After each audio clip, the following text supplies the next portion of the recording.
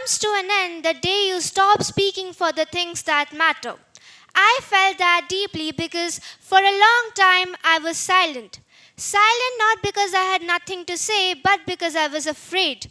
Afraid of being wrong, afraid of being laughed at, and afraid that my voice didn't matter. Silence was my comfy, cozy blanket which I could never thought of leaving. But this blanket of mine was actually suffocating me. Now, coming back to my talk, I would like to divide it into 5 major segments.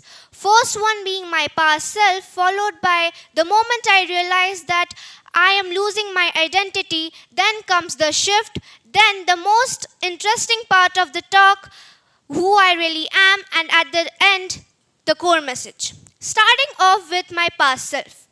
Let's all be honest and agree to a fact that no child is born with social anxiety, stage fear, and this fear of being judged or laughed at.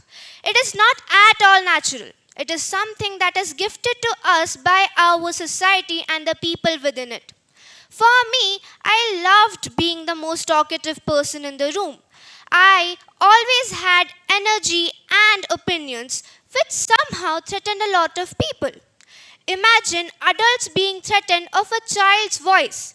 Ridiculous, isn't it? But their fragile egos never bothered me. I did not care about what others thought about me. For me, my opinions were important. But with time, I realized that I am losing my fearless version of me. Which takes us to the second segment of my talk, the moment I realized that I am losing my identity. Slowly, I found myself talking less and up to an extent where I stopped altogether.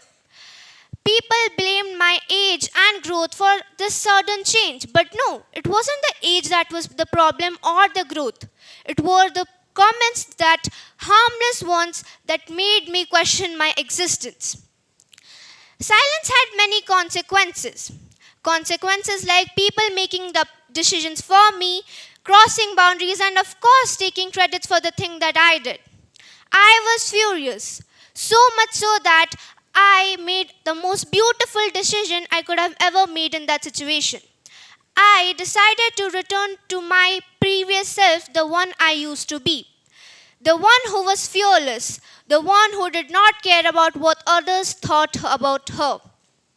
With this, we will go to the third segment, that is the shift. As I started to reclaim my voice and everything started to change. I joined debates, clubs, and cultural programs. More importantly, anything that gave me the opportunity to express myself. And just like that, a new problem arose, jealousy. The people who mocked me now tried to pull me back. Why? Because I no longer nodded in agreement to whatever they said. I no longer took their decision as mine and took stand for myself. That made them realize that I am not important in their life at all. The same people, ironically, who made fun of my insecurities, academics, and everything that was related to me now want to be me. With this, we will move forward to the best segment or the part of this talk. Why I found it beautiful is because while I was preparing for this, I discovered who I really am. Being honest, nobody really knows who they are like and what they are going to be. It is just the collection of what others have told about us to us. But let's all agree that no one else apart from us can decide who we are. They are not always right about us. They do not live the same life as we are living.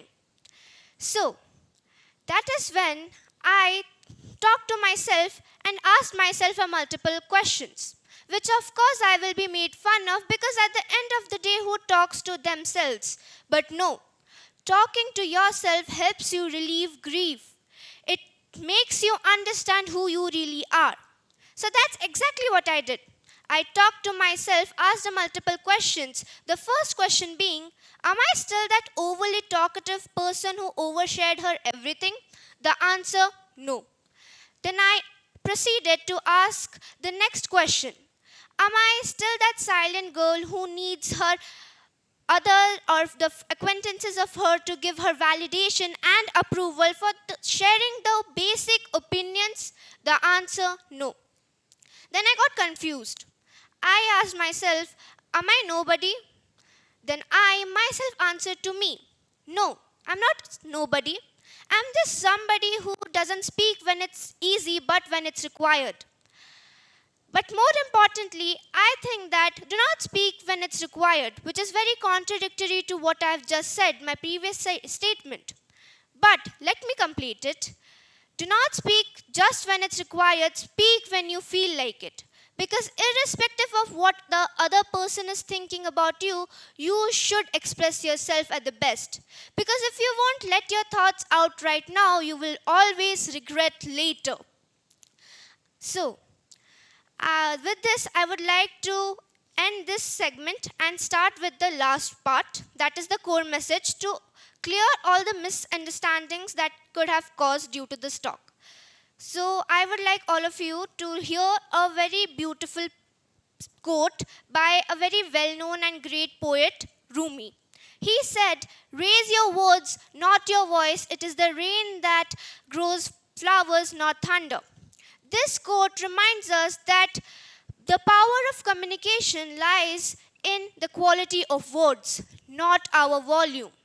Just like gentle rain helps plants grow, thoughtful and calm words will help us in understanding, growing, and healing. Thunder, on the other hand, may be attention grabbing and loud. But does it make a good impact? No. It only creates fear and confusion in the environment. So, before signing off this talk, I would like all of you to take 5 minutes of your day and ask yourself this question. If you're ready and able to answer this question confidently, then congratulations, you already know who you are and what you want to be in the future. But if you don't, do not worry, you have time. Ask yourself, if you're good to answer, then it's good. But if you cannot, then it's okay. Talk to an extent where you will be confident in your answer. So the question goes something like this. Will you suffer in silence or speak up at the risk of everything?